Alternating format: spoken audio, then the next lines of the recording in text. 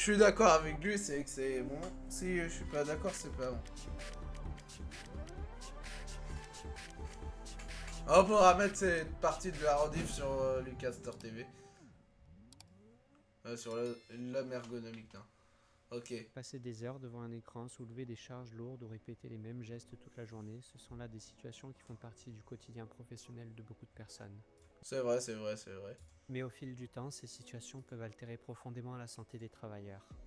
Des douleurs s'installent, la fatigue devient chronique, la pression psychologique augmente et dans certains cas, ça peut même conduire au fameux burn-out. Ces conséquences ne sont pas isolées ou anecdotiques. Non, elles touchent des millions de personnes. Après, il y a des problèmes de santé qui peuvent amener de la fatigue, donc ça, c'est pas que les conditions de travail. L'ergonomie, ça fait pas tout. Et pèsent lourdement sur notre système de santé et notre économie, que ce soit au travers des arrêts maladie, des soins ou de la perte de productivité. Ouais, il y en a beaucoup qui prennent des arrêts maladie comme ça. Mais après, il y en a beaucoup qui prennent des arrêts maladie pour frauder, mais bon, hé, j'ai ça, j'ai rien. Donc face à ces constats, il devient indispensable de s'interroger sur les conditions dans lesquelles s'exerce le travail. Parce que comprendre ces conditions, c'est le premier pas pour prévenir les risques et tenter de préserver durablement la santé des travailleurs. Dans cette perspective, l'ergonomie prend tout son sens. Mais l'ergonomie, c'est quoi ? C'est avant tout une discipline scientifique qui, à travers une approche holistique, analyse l'activité de l'homme dans son environnement. C'est ce qui améliore les... Ouais, en gros, c'est ce qui améliore le confort et la santé au travail. Plus simplement. L'objectif de l'ergonomie est d'adapter les situations de travail aux capacités réelles des personnes, pour à la fois préserver leur santé et améliorer l'efficacité des actions qu'ils accomplissent. En gros, simpliciter la vie au travail. Ouais, pour en améliorant la santé, ouais, ben, ouais, améliorer la santé et le confort au travail, ouais, c'est ça.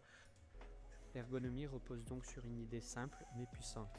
Ce n'est pas à l'homme de s'adapter aux exigences du travail, mais bien au travail de s'adapter aux capacités C'est pas l'homme qui prend la mer, c'est la mer qui prend l'homme. Tadada. Non, plus sérieusement. et aux limites de l'homme. Et cette adaptation ne concerne pas uniquement le confort ou la posture. Elle touche à tout ce qui compose une activité, c'est-à-dire l'aménagement de l'espace, l'organisation du temps, les outils utilisés, les procédures mises en place. Ouais, les différentes formes de l'ergonomie, ça c'est utile. L'ergonomie physique, l'ergonomie cognitive et l'ergonomie organisationnelle. Les interactions avec les collègues ou les machines, etc. C'est donc toute cette complexité que l'ergonomie analyse en partant toujours du réel, de ce que vivent les personnes sur le terrain. Cette approche s'illustre concrètement par le travail de l'ergonome, qui dans un premier temps observe l'activité humaine à travers différents filtres ou Ah, t'as vu, il a des lunettes oranges, l'ergonome quand même. lunettes.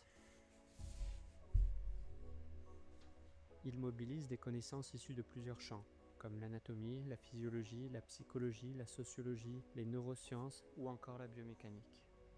Cette analyse holistique est importante, car chaque angle apporte un éclairage spécifique. Là où l'anatomie met en évidence des postures à risque, la psychologie peut révéler des surcharges mentales, tandis que la sociologie éclaire les dynamiques de groupe. Ah, c'est intéressant, faudrait que j'en parle en short. Les différents aspects de la sociologie, de l'ergonomie, mais je prendrai des notes. Etc. Et en croisant ces perspectives, l'ergonome peut alors identifier plus finement les facteurs qui influencent la performance, la santé et le bien-être.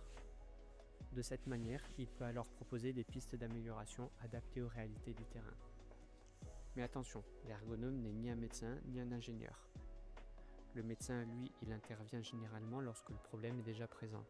Il prend en charge les pathologies, les douleurs, les blessures, etc. Et ça, Ah ouais, c'est vrai, c'est vrai. Non, non, non, mais il a mal dit en fait ce qu'il voulait dire, c'est quand t'as le problème, tu vas voir le médecin quoi. Alors que l'ergonome il prévient le problème. Ok. une fois qu'elles se sont déjà manifestées chez l'individu. L'ingénieur, de son côté, conçoit des systèmes, des outils ou des environnements souvent en se concentrant d'abord sur la performance ou le fonctionnement technique. Ça existe un ingénieur en ergonomie, hein. Faut pas croire, hein. L'humain, dans cette logique, est parfois considéré seulement après coup, c'est-à-dire une fois que le dispositif est déjà pensé. En revanche, l'ergonome, lui, il adopte une autre posture. Il place l'humain au cœur du raisonnement, c'est son point de départ, et il intervient avant que le problème n'apparaisse. Je crois que tout le monde place l'humain au cours du raisonnement, hein. Si on fait des maisons, c'est pour les humains. Si on soigne une personne, c'est pour les humains. Non, mais la maladie là. Donc dans une logique de prévention. Comme on dit, il vaut mieux prévenir que guérir. Ça, c'est vrai. Son objectif est alors de limiter l'apparition des troubles musculo-squelettiques, qui sont aujourd'hui la première cause de maladie professionnelle. Mais il s'agit aussi de prévenir les accidents. Faut que je me renseigne, peut-être. Troubles musculo-squelettiques. L'usure ou encore l'épuisement mental lié à certaines organisations du travail. Et pour agir efficacement, l'ergonome s'intéresse à la réalité du terrain, à ce que les gens doivent faire et font concrètement chaque jour. C'est là qu'intervient une distinction essentielle en ergonomie, celle entre le travail prescrit, le travail compris et l'activité. Le travail prescrit, c'est ce qui est demandé à l'opérateur, c'est le quoi faire, c'est-à-dire les objectifs à atteindre, les tâches à réaliser, la procédure à suivre, etc. Acquérir, traiter, communiquer. Ça me fait penser au cours d'STI 2D là. Ce travail prescrit s'accompagne donc toujours d'un ensemble d'exigences que l'on appelle les contraintes. Mais ce travail prescrit n'est jamais reçu de manière neutre ou identique par tous. Chaque individu, avec son expérience, ses compétences, sa vision du métier, va interpréter, filtrer et reconstruire ce qui est attendu de lui. C'est ce qu'on appelle le travail compris. Une même consigne peut en effet être perçue de façon très différente selon les opérateurs, selon le contexte et selon l'histoire professionnelle de chacun. Les mecs qui bossent en industrie, genre, voilà, il faudrait qu'ils mettent des exosquelettes. Franchement, c'est. J'ai jamais testé, faudrait que je teste. Mais apparemment, ça simplifie de la vie de malade ces trucs. Cette phase de compréhension conditionne donc la manière dont le travail va être réellement exécuté. Et c'est justement l'activité qui en est la traduction. L'activité, c'est la réponse concrète apportée par l'individu face au travail prescrit. C'est le comment ils le font. C'est ce que le Comment ils le font? Ils le font. travailleur met en œuvre ici et maintenant avec les moyens qu'il a pour atteindre les objectifs fixés dans les conditions réelles qu'il rencontre. Mais cette activité ne se déploie pas sans conséquences, car pour répondre aux contraintes du travail, l'individu mobilise son corps, son attention, sa mémoire, sa vigilance. Et c'est là qu'apparaissent les astreintes.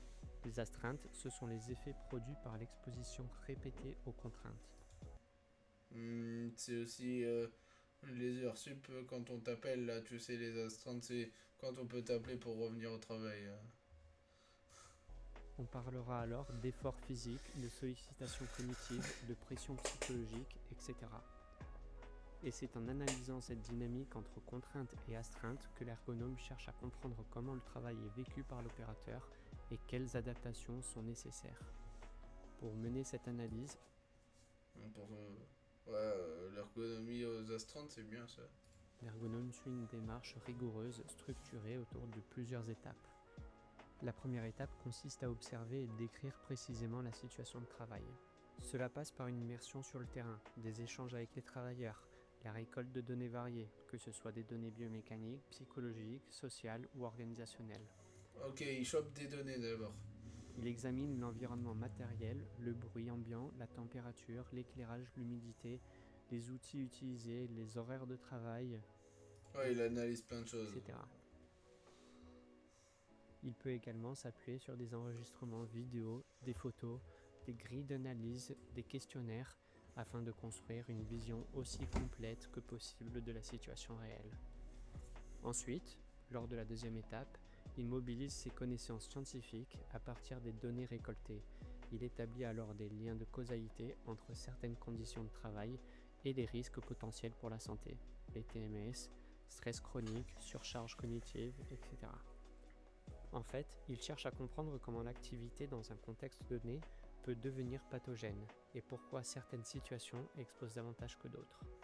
Une fois ce travail réalisé, l'ergonome entre dans Je une trouve troisième phase. qu'il utilise des mots compliqués. Pathogène, par exemple, tout le monde ne sait pas ce que c'est. Ça veut dire quoi, pathogène? Dis Siri, Ça veut dire quoi pathogène?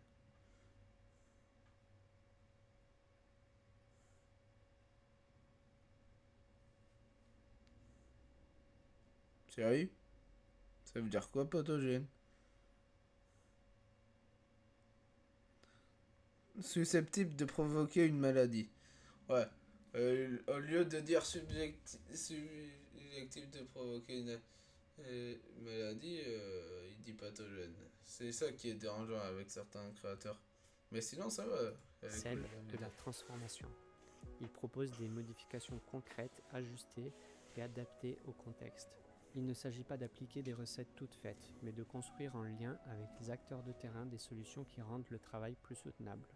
Ça peut être un nouvel agencement d'espace, un outil repensé, une réorganisation des temps de pause et de travail, un changement de matériel, etc. Enfin, l'intervention ergonomique ne s'arrête pas à la mise en œuvre de ces transformations. Une quatrième étape est essentielle. Il s'agit de vérifier les effets des changements, de recueillir les retours des utilisateurs, d'observer si les nouvelles modalités de travail permettent réellement Ouais, c'est l'after, ça, c'est l'after. de réduire les astreintes et d'améliorer les conditions de travail sans créer de nouveaux problèmes ailleurs. Faire de l'ergonomie, c'est donc bien plus que proposer un fauteuil confortable ou une souris plus ergonomique. C'est une démarche globale, une méthode d'analyse rigoureuse et un engagement en faveur de la santé des travailleurs. C'est adapter le travail aux hommes et non l'inverse, et ça en considérant le réel dans toute sa complexité, dans toutes ses dimensions. Parce que le travail fait partie de notre vie. Et au final, le transformer pour le rendre plus soutenable, c'est agir concrètement pour la santé des millions de personnes. Mais L'ergonomie n'est donc pas un luxe ni une option, c'est une nécessité pour penser le travail de demain. est-ce qu'un homme c'est ergonomique? Techniquement. Un ergonome c'est ergonomique.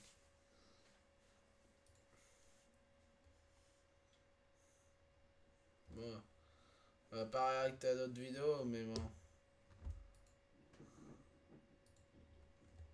On peut. Stop, ça prend.